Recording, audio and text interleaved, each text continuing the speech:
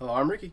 And I'm Joe, and this is the last episode, but it is Season 2, Episode 21 of the Beer and Broadband podcast. And by last episode, I mean last episode of the season. Yeah. Not last episode, period.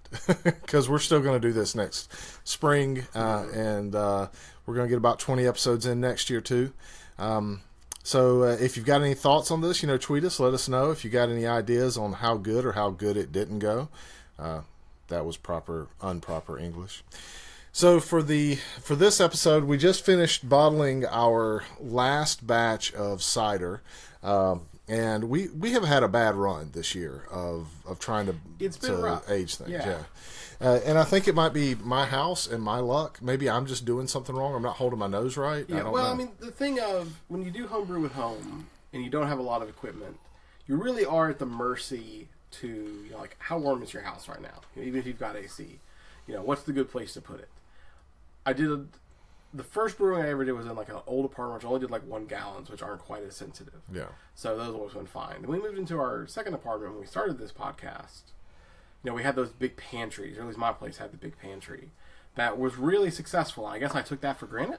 Mm-hmm. How, like, perfectly controlled that temperature was right there. Between being, like, facing an outside window, but also still being near the kitchen, I guess. Right. So, yeah, since we started brewing here, I think it's been that challenge to keep things at the temperature you want it to be at. Yeah, either the hall closet got too hot or the outside was too cold. Mm-hmm. So basically, we have a cider. We were shooting for what, like 7% alcohol, and then we were going to back sweeten it down to about 6, right? Mm-hmm. And we got all the stuff ready and everything. And then today, when we came in and we sat down and we looked at it and we pulled it out and everything, it was at 5% roughly. Yep. And we back sweetened it a little bit because we felt like it needed it, but it got it down to a little bit over 4. Yeah. Which is much less, like 2% less than what we wanted it to be.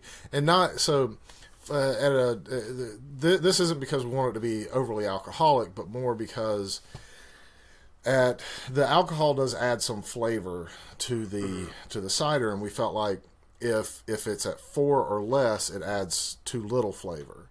It doesn't add enough of that. So anyways, we're about to drink that, and I think Ricky may have actually already taken a few sips. I haven't, but I will. Oh, okay, well, so, that's kind of the thing. I mean, we always try to make stuff with really good ingredients and things like that, and home brewing it, you're not going to get you're not going to press your own apples yet and things like that. You go and you buy stuff off the store shelf, or you find something from somebody that you feel like they're going to be able to give you something that adds to this flavor combination. But that said, you've taken a few sips. I see you pondering it over there. What do you think about it? I still like this. It is a little bit more... Gaming is not the right word, because gaming is for, like, food. Right. But if anyone's ever done home brewing and you have a fermentation stall for really any reason other than just like the sugar runs out, yep, there is a little bit of a taste to that.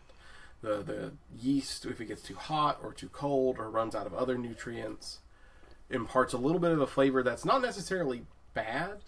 It's just not like you don't get the same crispiness you get if it kind of fell out normally. Right. It's more of like an earthy kind of flavor. Yeah, but I think we hit a good balance. I mean, it's still sweet. It's a little bit sour, which I kind of like in a lot of ciders. Still got all that, what is it in apples? Maltic acid? Whatever the acid is in apple that gives it that little bit of a bite. Yeah. Is still all there. And I kind of like it. It's very drinkable. For something that when it came out at 5%, the last time we had a failed cider batch, we couldn't drink it at all. There was just no saving it.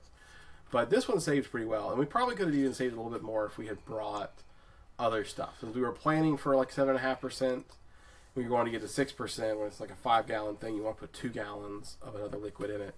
So I just brought like apple cider. If I brought apple concentrate, we could have probably even made it a little bit sweeter without really having to knock down the ABV a lot. Well, we are going to get... I'm going to talk with you after this podcast. We're going to sit down and look before I buy it. But we are going to get a a warming thing to do temperature control, so it'll stay at the perfect temperature. It'll stay at like 60 to 65 degrees for us to be able to ferment our next batch, which we're going to do during the off season over Christmas, and then in April, May, when we start back up, we'll do a little bit more with the cider, and so that'll be fairly interesting. Just the ups and downs of brewing. We're going to get on a more rigorous brewing schedule, I think. And you're talking about brewing something at home, like maybe not with my help. I mean, I'll probably have you over when we bottle it or do that. But I'm thinking about trying to make a pear cider. If I can find pear juice at a decent price. It's that time of year that you start being able to find a little bit more of that. So we'll see. Yeah, well, I'll be interested to see what happens of it. Maybe we can swap it out and taste it. But, so let's talk about the Boulevard Anniversary Ale Barrel Aged Blend. So this is it was a fairly expensive bottle of beer, but I thought it would be a fun one for us to talk about. So it's 12.5% ABV. It's 25 IBUs. It's the 30th anniversary, so it's like their celebration blend for Boulevard Brewing. It says it started innocently enough, as I can't read, evidently. I drank a little bit of cider and now I can't read. A Parisian cafe, an amazing Belgian beer, a flash of inspiration, as the flutter of a butterfly's wings can entice a hurricane. Boulevard became at the moment inevitable.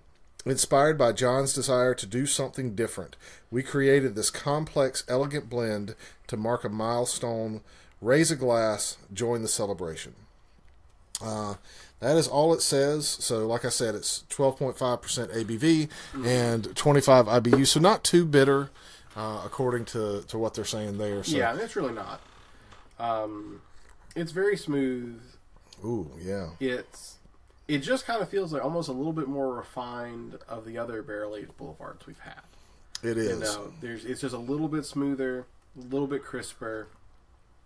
Similar flavor profiles, maybe a little bit more pronounced. It's hard to say, having come right off the cider, if I had like the two side by side, would the flavors be as different, or if it's just the technique? So I absolutely can tell you this is closer to the Barrel Constrictor than the Boulevard Barrel Age, like their standard barrel age. Just because I've had them so much, like this is my normal thing to like kind of grab and drink if I want to, and this has all those like kind of fruit, especially like those dark fruits, so like plums and things like that kind of flavors, dates, whatever. It's got that nice, it's got the little bit of bitterness that you expect from something like this sort of beer. It's just bitter enough that it gives you the flavor that you expect to have. But it's nice. It's very, very nice. I like it. Yeah, I gotta say, it's pretty good. Yeah, it is. It's hard to explain because we've talked about the Boulevard beers before. It tastes just like a Boulevard beer. It's got that flavor profile. Yeah. It's kind of sweet and nutty and all those other things. It's got a little bit of sourness, but it's pretty great stuff. So, as I had said, this is our last episode of the season. So we're going to talk about a couple of things that are, happening currently out there, and then we're going to talk about maybe some of our plans, and listen to the dog bark in the background because he likes to do that occasionally. So, for the first thing that we're going to talk about, the UK Labour Party, which is, we have Democrats and Republicans in the U.S., and the UK has, like, the Labour Party, and, I'm not even going to pretend like I understand. I don't want to presume that even though I understand some of it, I don't understand enough about another country's political system to, really talk about it, other than to say, this is just one of their political parties. Not whether or not I agree with them, on what they do or what they don't do. I don't want to make any stance there. But I found this interesting. and I've seen it a couple places. They're talking about if they, whatever they do in this next election where they get into power in some way, they are going to put full fiber connections to people's homes in the UK. So that means every home will get, or at least that's my understanding, every home will get an end-to-end from the ISP to the residence fiber connection. What do you think about that? I think that will be difficult. I support it. I mean, it would certainly be great, because that's really, that technology is not going away for a while. But, not all of England is the UK. There's still quite a part, not all of England is London. There's still quite a few parts that are a little bit more rural. So that'll be interesting. I wonder how. Again, I guess I don't know enough about the country to say if that's unfeasible. Well, we're talking about like Scotland, Wales. From what I understand, this would be the whole country. Oh, okay. Yeah, the whole United Kingdom. Yeah. Okay. So. That gets a little bit harder. Yeah. Well, but here's the thing. It would take them like 10, 15 years to do it. So it wouldn't be something that just happens immediately. There is a group of people that say that fiber is going to be obsolete by the time they're through there. By the time that happens. And of course they're saying like with technologies like 5 gig and things like that, with 5G, not 5 gig, with 5G and other wireless technologies like Wi-Fi 6, there's no need to have fiber. Yeah, I don't buy that one. I don't think we're ever going to get to a point that wireless availability is going to be so great that there's not a reason for hardline connections. I mean, really, the only way I think you're right, I don't care about the 5G stuff. That's never going to get strong enough unless you're just going to put a tower in every city, or these relays on every building. You have to put relays every so many feet in order to be able to have it work. Yeah, it's like I live in Cary, which is a pretty tech savvy part of North Carolina, and like my house is LTE. Yeah. I don't have that kind of connection even in a place that's already got a lot of this technology. So, I don't know if I buy that. I can understand them saying, hey, well, in 15 years, fiber might not be the new hotness anymore. There might be some other technology, which, okay, yeah, maybe there will be, but... So fiber has been the new hotness since the late 80s. Fiber optic cabling being put down. And I mean, really in the 90s, it was like a big thing to start putting down fiber. But that's like the burgeoning point of the internet. Fiber, so when you have like fiber and copper was cheaper, fiber was more expensive. Fiber doesn't suffer from interference and things like that because it's light waves versus electrical impulses. So just most of the people that listen to this probably know these things. They're not people that don't, and I'm not really educating you on that particular point, but I'm just saying you're talking about taking something that is inherently going to have that's what interference to something that, aside from getting like some dust on one end, and it's easy to clean that, you don't have interference at all. Period. Well, that's where I was going with it. It doesn't matter if in 15 years is fiber going to be the newest, coolest thing. It matters is fiber is always going to be the improvement to what you have right now. Yeah. It's never going to hurt somebody to lay fiber down. It's kind of like saying, it's like, oh, well, why save up for a new car? The beer must be drank. The beer shot the preserver that I was putting on top of it across the room. Would you mind handing that to me? Yeah, if I can get to it here. No. Sorry about that, folks. No, it's okay. Hearing the silliness that happens on the podcast, I'm going to leave this in for sure. Yeah. Just for the fun of it. But go ahead and say what you're going to say about the fiber. So, it doesn't really matter if it's going to be the cool newest thing. It's going to be an improvement. Yeah. It's going to help people's lives. It's going to always be able to have a very respectable speed. I don't care how fast internet speeds become. I don't believe the people in a house are going to need more than a gig anytime soon. I can see businesses, I can see some things like that, but I don't know. Maybe let's suppose that we even start allowing for like 10 gig connections or 2 gig connections or something like that over fiber connections.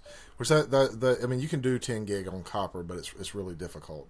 But if that happens, it's not, you don't change the infrastructure like you do with copper. You don't have to lay new lines. Yeah. With fiber, you change the modulators on each end and maybe the modulators at the repeater sections, and that's it. I mean, if you're like okay, so you may have to change some cables at some point sometimes, but that happens less often with fiber. Yeah, it does. And you don't know, who knows where we'll be in 15 years. Maybe one of the ways they speed up a lot of things now is bundling more fiber together. So maybe the standard becomes more couplings or whatever. It doesn't matter. It's still an improvement over copper. And, I mean, I don't know the UK, but I'd be surprised to find out everyone in the UK even had copper.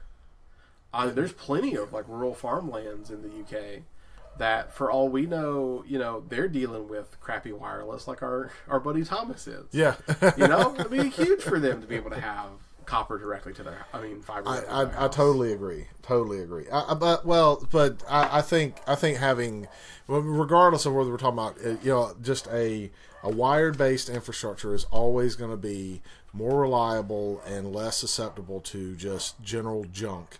The thing about wireless is it's more convenient. Yeah. And it's also much more profitable for the companies that push it. So a lot of the motivation, you always have to look at the motivation behind why someone says something. A lot of the motivation behind this seems to be about profit. If we can convince people that wireless is better and dependable and all this other stuff, then we're going to be able to put these things out and we get the profit for it. Which there is a time and I have a great wireless network in my house. Mm-hmm. There's a time and a place for wireless. So I'm not saying that you should always have a wired connection, but when you're talking about being able to deliver with some sort of dependability to somebody, a network connection, you can't go wireless completely and it be always dependable. So, I mean, now. I hear some people out there. I already hear certain employees that I know and things like that are going to say, well, if you do it right. And I'm like, okay, I mean, that's great, but it's really hard to do it right. It's much easier to do with a wired connection. Yeah. It's just the resources. And sometimes you have to kind of do both. Yeah, I think at a large level, it's impossible to do right.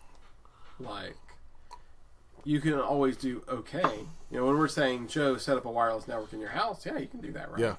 When you're saying, oh, well, what we're going to do is we're going to promise a universal wireless to our country, yeah, good luck with that. Yeah. You start running into, oh, well, the houses here are actually fairly old and still have lead paint. Oh, okay. That wireless is going to do great. Yep. Going through that. Or the places that still have, like, solid brick walls. And it's or somebody put brass gilding in this particular location, and it's just basically effectively created a Faraday cage. Yeah, I mean, imagine how difficult it would be to do when we start looking at, like, turn-of-the-century homes in certain places like Europe, like after the war, that it's all, like, steel and brick. Yep. And it's not like wood and drywall like the houses here in the U.S. are for the most part. Like, yeah, good luck with that. I mean, like, maybe where the windows are, you get some okay signal. Well, and then you have, like, castles and other, like, there's no way that you can get a guaranteed connection with wireless where you would have where you can get a guaranteed signal with wired. Mm-hmm. There's just no way to do it.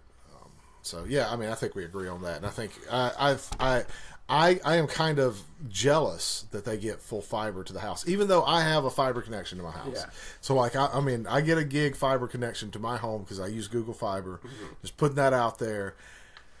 But man, would it be great to like go to everybody's house that I know and they all get that 1 gig connection? Yeah. Are we going to talk about Stadia? You brought it. I wasn't going to. Okay, we don't have to. No, I think we could. We can talk about that for a moment next. Yeah, well, it just brought me up because you brought up Google and you got the Google Fiber, and people have been getting the review copies of their Stadias and playing their Stadias. And Thomas, if you're listening, I told you so. This is not a problem with like the rentals scheme or like I'm buying it but I'm streaming it. I talked to several people about the Stadia, and they were like, well, I'm sure their back-end servers are great.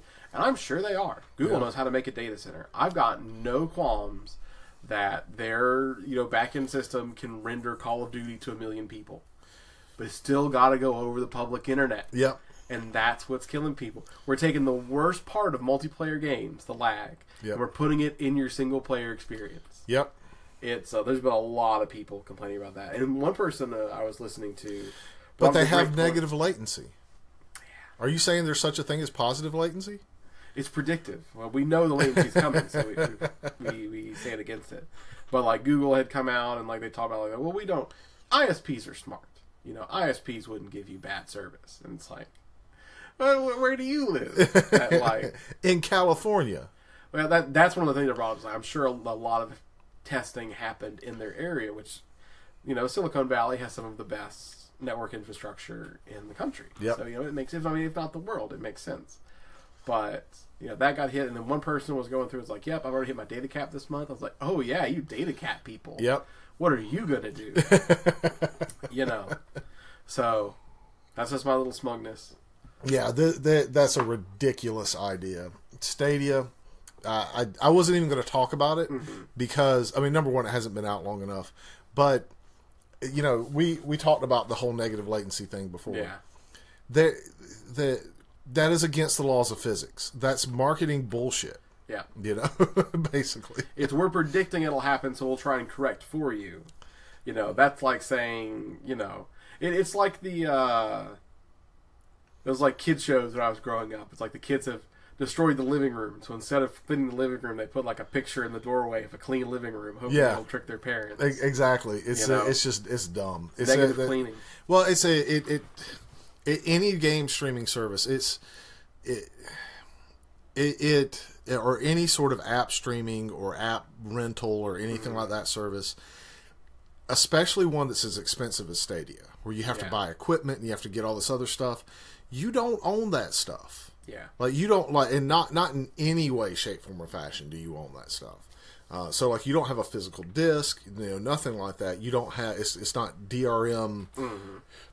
It's not like you can download it to your computer and it's allowed for you to keep it. You don't have like you absolutely have no hold on that content at all. Period. 100%. So unless it's like $2 a month or $3 a month, like super cheap, and it's just a convenience thing where you can use it on like your phone and everything like that. That's awesome. I totally do that. Hey, I can play. I don't care if the experience is kind of crappy. Yeah. I can play a single player game on my phone over anywhere I go in the world and like save my progress and stuff like that. Yeah, or those people that like can't afford a gaming PC. Hey, you've got your like Lenovo laptop or whatever. Yeah, you can play video games. It won't be as good. There'll be latency and stuff like that, but you can play it because all you're seeing is the screen. But it's $5 a month. Yeah.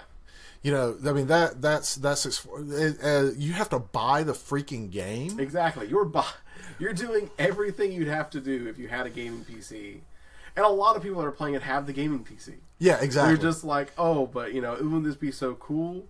I can stream it from any device. It's like, yeah, but now I'll just play bad on all your devices. Exactly. Like you can already do something like that gives you great stuff, great like connectivity with Steam's streaming technology and Moonlight and some of the other things that are out there that let you do those sort of things. And those things are 100 times more reliable, even over the public internet, than Stadia will ever be. So, whatever. I'm also, I remember the beginning of video streaming. Mm-hmm. Video streaming, and it's becoming less affordable now. Mm-hmm. But originally, it was like $10 a month. You pay, or $5 a month, or whatever. You paid to get your streaming service, and you didn't always have the best, quality, but it was very convenient, and it was worth it. And you bought your own DVDs, or you rented them. You got your streaming service, and you did the thing. But then if you're talking about something like, some of the things that we have now, like Disney Plus and all sorts of other things, I don't know. it seems like we're going to a world where you don't own any content anymore. It's all given to you. Yeah. And it's convenient, but it's not very useful. Like, and they have to find ways for you to do the things that you could already do if you just own the content. Yeah. Yeah. So, yeah. That's a surprise topic right there for all those people.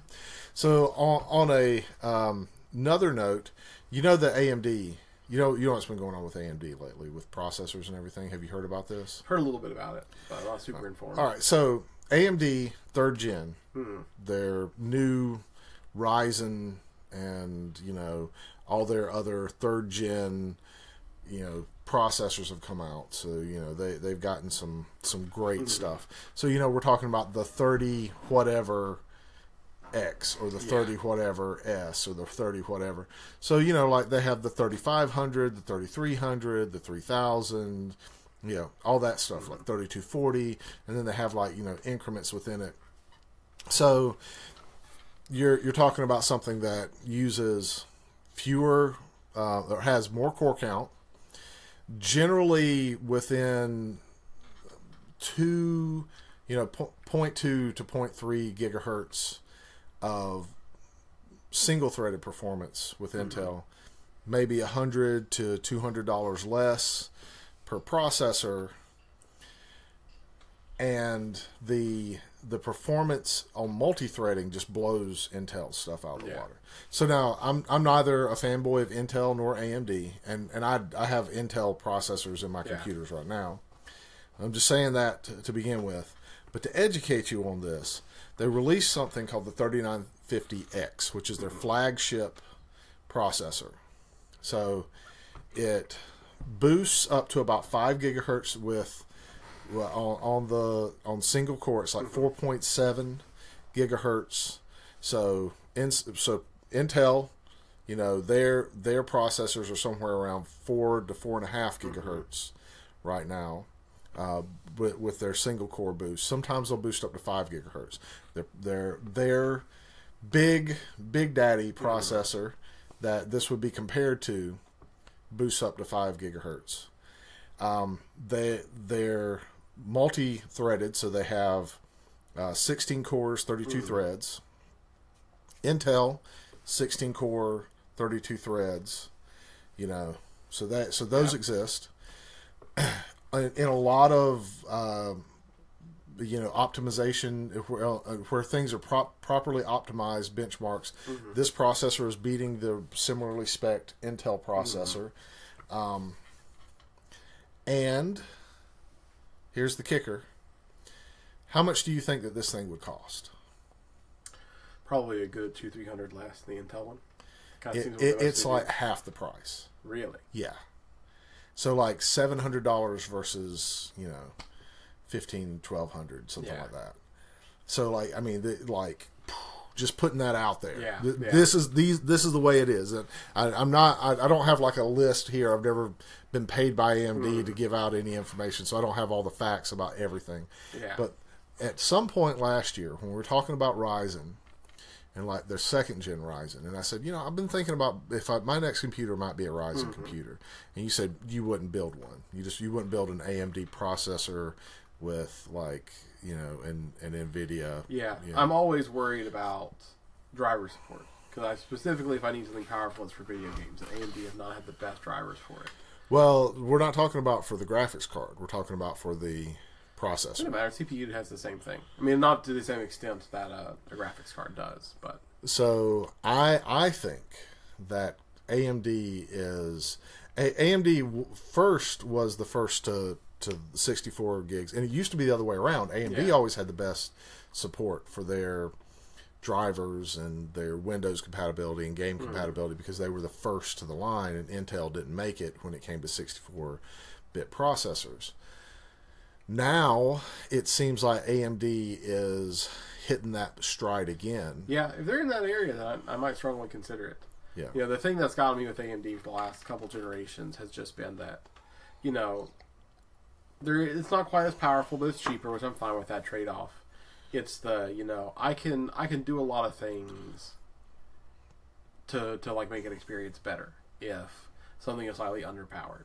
There's not much I can do for like a bad driver update, apart from just roll back to other drivers. So if they put the same kind of love into the software for this generation they've put into the hardware, I could definitely get on board with that. So really their firmwares are, you know, it's mostly about optimization, and it seems like developers and everybody are hopping on this. But if you do anything other than video games with your computer, this is like, so like, you do any your development or anything like that, not probably much point to do anything else. It is crushing it right now, and I think I'm considering building a computer in the next couple of years, and it's unless something like really like nosedives, it's going to take Intel probably like 3-4 years to catch up. Yeah, it might take them another generation. You know, if you lose the matchup, you lose the matchup until the new stuff comes out. Well, they do have their 10th generation coming out. 'Cause, you know, they hit the 9th generation just recently. They're supposed to have their 10th generation coming out, but it's debatable as to whether or not that's actually going to be competitive with what AMD's doing. And AMD seems like it can just release on this architecture, because the way that the architectures are built, the AMD can just continue to add like another node to their chipset to be able to kind of grow and expand and make these things faster, where Intel is stuck with their older microarchitecture that has less ability to develop in that range. I'm not going to pretend like I'm the number one expert on that, but I kind of like to keep up with it just for fun. So I think you will change your mind if I built one and I showed it to you, and you'd be like, "Oh, this is really cool," and then you'll be like, "I think I'm going to build an AMD processor based." As long as the gaming industry gets on board with it, because really, I gotta admit, even a lot of the driver stuff is not on AMD as much as it are people building their software with AMD in mind. You know, a while back, Intel kind of took control and then really just had a stranglehold on it. Because a lot of the pre-built gaming machines were Intel, because Intel was giving like subsidies and stuff to like those places. Yeah. Right? I don't know, is subsidy the right word for that? Whatever. They were selling their hardware cheaper to them to be in the pre-built systems. So they kind of took over. But if that changes, then I could definitely see myself building one. Well, then maybe I'll build one first, and we'll just see what you do about it. Yeah. So let's we talked about Google as like a surprise topic before. Let's talk about how Google killed. So it had this AI showcase thing that it was going to do, where it took 100,000 chest X-rays of people, and it was going to put it into this thing that was available for people to use for artificial intelligence, and it was going to show how, you know, people were getting diagnoses off of this and like all this other stuff. Why do you think so? Let me ask you a question. Do you think this is a good idea? No. Why do you think it's a bad idea? Correlation is not causation. I mean, you're taking a scan, and I get like machine learning and stuff like that. You're finding the most commonalities, but I don't trust that they've had enough medical professionals helping fine tune it. Well, this wasn't something where you were going to get diagnosed and then it was just going to be like on there. It's that's not really the necessary thing. What I would say, the first thing I thought of is you can take an X-ray and immediately learn who that person is. Like you don't need much else information. If you have two sets of X-rays from a person, they're gonna match. Like it's personally identifiable information. I mean, yeah, but that also that does put the burden that you have to have an already existing X-ray of that person. Well, but you go to a hospital, and if you're able to hack that hospital, which has happened recently, and get those files from that hospital, and then you put this out there, you can. No matter how much you anonymize this information is not anonymizable that much. And that is exactly why they pulled it, because it had all the personally identified. I mean, there's like numbers. Even if you blur that stuff out and everything, there's numbers on the X-rays. There's you're only going to have you have a broken rib in one particular place. Your unique broken rib and the way that your ribs look are going to be different than my unique broken rib and the way my ribs look. My rib cage is going to be bigger. Yours is going to be smaller. Like, who thought that was a freaking good idea? Like, that's just crazy. And, you know, like, this is one of those things where I kind of like Google, and there's some things that I'm like, okay, well, I give them a little bit more of the shadow of the doubt than other things, because they tend to be more responsible for stuff. Thank goodness that they pulled this, because this would have been some sort of horrible with massive HIPAA violations. I mean, there's ways around that. Like, when you get x-rays or you go to the hospital, all the time they'll ask you things like, hey, is it okay if we, like, you know, strip the number off of this, and then, you know, we can use this for textbooks or in studies and stuff like that. Grab a bajillion of those, because those people are, like, signing up that that's okay to use this in other instances. Well, I think that was the idea, that they pulled a bunch of those. Okay. So, but there was somehow they pulled in information for people that didn't agree to that. Okay. So there was a lot of well, that's what I assumed, because if that's the deal, that means that these people didn't sign up for it. Yeah. Like, you know, I've got X-rays of my hip that are publicly available, because Parsees in a child as old as I was when I got diagnosed wasn't super common. So, like, you know, those sort of things make sense. But if we're saying these are people that didn't sign up for it, then I mean, that's just privacy violation. Yeah. Google. Well, so Google also had this thing with people's. They have this thing called Project Nightingale, where they want to be able to consume people's medical records and be able to use those for whatever, like to more easily allow, you know, one doctor's office to be able to give another doctor's office medical information, everything. And I understand the good ideas behind that, but as soon as insurance companies and employers get hooked into that database in any way, shape, form, or fashion, or some nation states hacks into it or something like that, it's just going to go all south real quick. Yeah, there's just so many. I mean, there's a reason HIPAA is so extreme about data security. Like, it is a pain. It's a pain that, like, you know, your doctor's office forgets to call this other doctor's office. There's just no way that your new doctor's office is getting your medical records until they get passed over. Right. You know, there's no central databases here. You know, the luckiest you get is these, like, I don't even know, no, not like medical, but like a lot of hospitals are like linked into the same system. You know, it's like the hospital where I grew up and one of the UNC hospitals here are like sister hospitals, so they can get to each other's records because it's the same organization. Yeah. But, you know, the idea that just becomes queryable information from anyone that has been deemed appropriate to have access is just begging for someone to get access that shouldn't, and then they have all of it. Exactly. So, I mean, it's just crazy stupid, you know. Yeah. And I'm not okay with Project Nightingale. And so this is one of those things where, you know, like I say, Google's not the good guy. Yeah. Google thinking of doing these things unless they have some sort of separate network that's got completely air-gapped everything, and they're going to do this nationally or internationally. And I don't see how that'll work, just because there's no way on the endpoint to be able to guarantee that the doctors and stuff like that. Yeah, endpoint security is a whole separate issue. Is the person accessing it actually the person they're supposed to be? Exactly. So I look at this sort of thing and I'm like, there has to be a solution to this. I mean, this seems like something that's solvable. Mm-hmm. And if there has to be somebody that's going to solve it, it would be Google, but it makes me very uncomfortable. I don't know. I don't agree that should be Google. I think that a lot of the HIPAA stuff is federally regulated. If there needs to be a new sharing system, that should be getting handled on the same level as the people that make the current system. I mean, I can see where... Look, I'm just saying, here's the thing. Google does something bad, and things don't work out well. They're a private company who, at worst, gets to say, okay, oops, sorry, bankrupt that department, my bad, and walks away. Well, that's not what I mean. What I mean is that if Google was to do something, anything, and they came up with a technology or a networking technology that was secure, that allowed you to do this, and gave it to the federal government and said, hey, you can use this as part of your standard, and we'll continue to support the updating and, you know, things like that up to the standard that you want it to be. Mm-hmm. Google would be a company that I could see that has the power to be able to do that, and could do it well.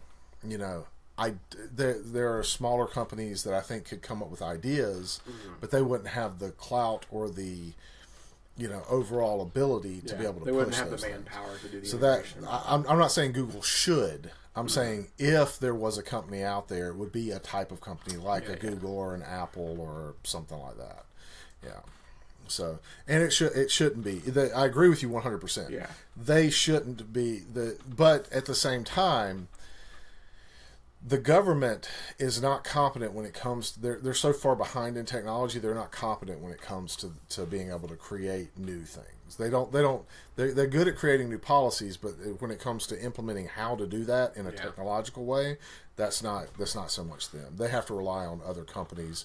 Like the government didn't create aircraft that we use for fighter jets now. They had to go to a company like Boeing or something like that to be able to do that. So, unless you got something else you want to say about that, I think we killed that subject. Yeah. I think we feel it.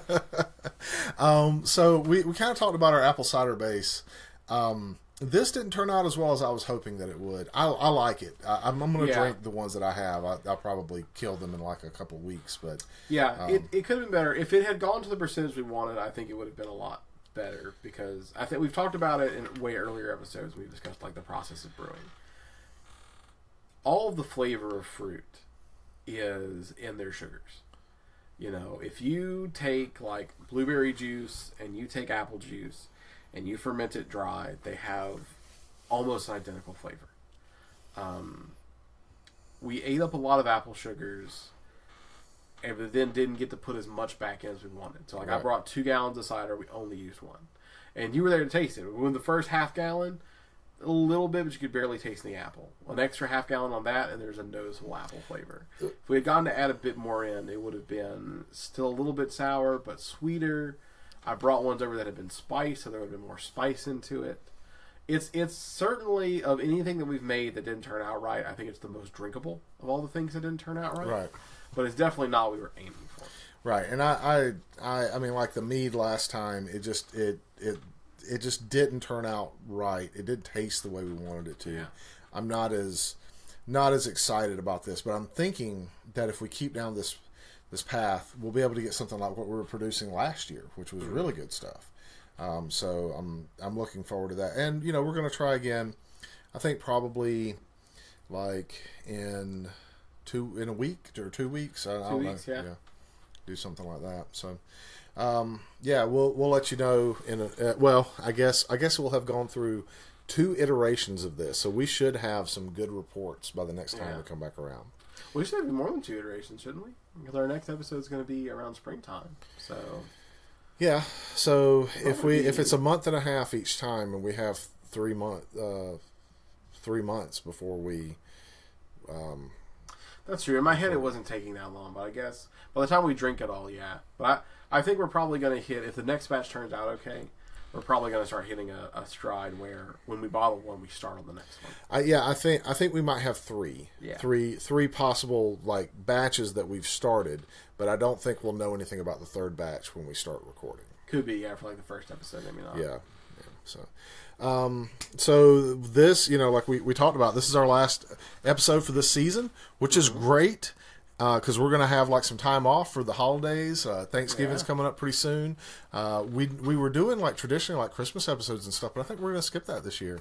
I probably wouldn't be available. I'll actually be in Tennessee this year. Yeah, we wouldn't be able to do it like we did last year. Yeah, that might be possible. So, we're gonna do this going forward, and I think this has been a pretty successful year for us. So I'm looking forward to like what the next year brings. Yeah. Is there anything that you kind of remember from this season or this year that kind of stuck out to you that you were like, man, this was great.